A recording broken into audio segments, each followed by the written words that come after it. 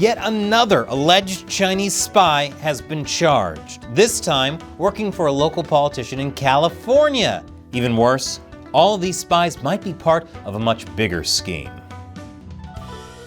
Welcome to China Uncensored, I'm Chris Chappell. Another alleged Chinese spy has been caught in the United States, this time in California. The spy was charged after working as a campaign manager for a local politician elected in 2022. The politician has gone unnamed in the reporting, but we do know that the alleged spy was located in the town of Chino Hills. The U.S. Department of Justice announced that the man in question is 64-year-old Yaoning Mike Sun, who was arrested last Thursday and charged with acting as an illegal agent of China, as well as conspiring with another man named Chen Jun. Chen Jun, also called John Chen, was sentenced to prison last month for acting as an illegal agent of the Chinese Communist Party and bribery. This is the guy who tried to bribe an IRS agent to go after Falun Gong practitioners in the US. If convicted, Sun could face up to a decade in prison for acting illegally as an agent of a foreign government, in addition to another 5 years for conspiring to commit offenses against the US. So, what exactly were these men up to? According to the criminal complaint, in 2022 and early 2023, Chen was in active communication with CCP officials regarding local US politicians the CCP could influence, particularly regarding Taiwan and the election of someone only referred to as Individual One. It would seem that's the unnamed politician we mentioned earlier. Chen allegedly told Sun to prepare a report on the election, which was then sent to the Chinese government officials. Chen also allegedly told those officials that Sun and this Individual One are part of a basic team dedicated for us. Dang, did they really need to call them basic? It just seems needlessly petty. Around a month after that election, Chen set up a lunch with Sun and others at a restaurant, with Chen telling Chinese officials that it was a core member lunch, although Individual One wasn't present. Chen also told the CCP officials that the gathering was successful, with attendees agreeing to create a U.S.-China Friendship Promotional Association. Then, in early 2023, he allegedly instructed Sun to write another report for CCP officials about the both of them cultivating and assisting Individual One's success.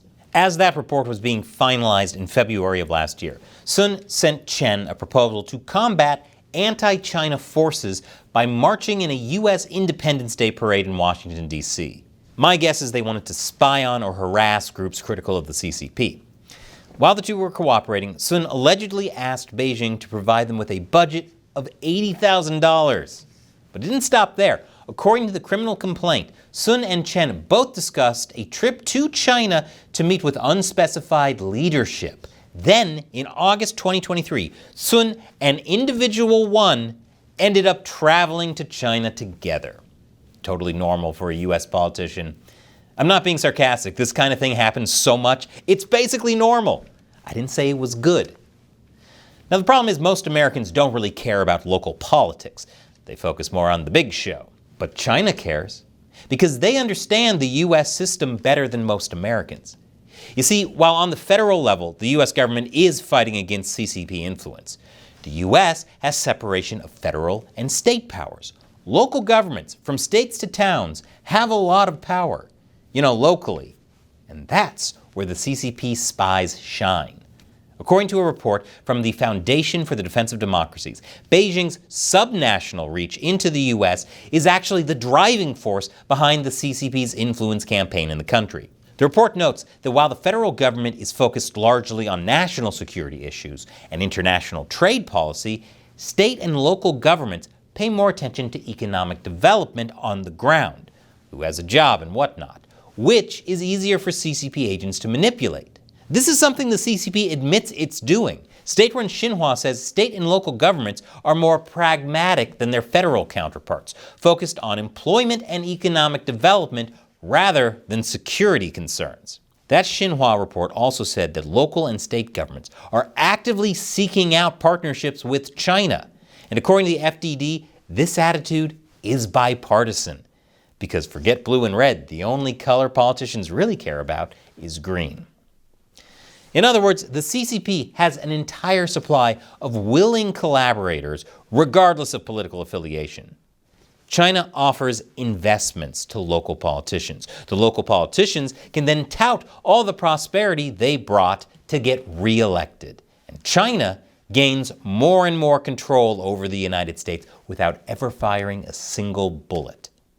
According to the FDD, China is doing this on a scale unmatched by any other country, even the former Soviet Union.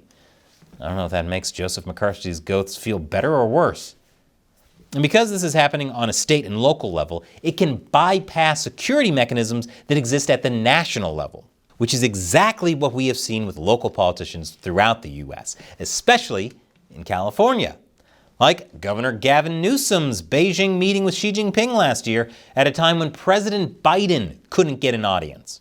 Then there's San Francisco Mayor London Breed's own visit to Beijing to promote post-pandemic tourism to the Bay Area. We were truly successful in our trip. We had numerous meetings with government officials, with airlines, and with business leaders. We held a business forum of people who have interest in not only doing business in San Francisco, but investing in San Francisco. Newsom and Breed really want to please Xi. Who could forget how San Francisco cleaned itself up for Xi Jinping's visit during APEC, something that never happened for the benefit of the locals. This is an invasion. It's just done without the military.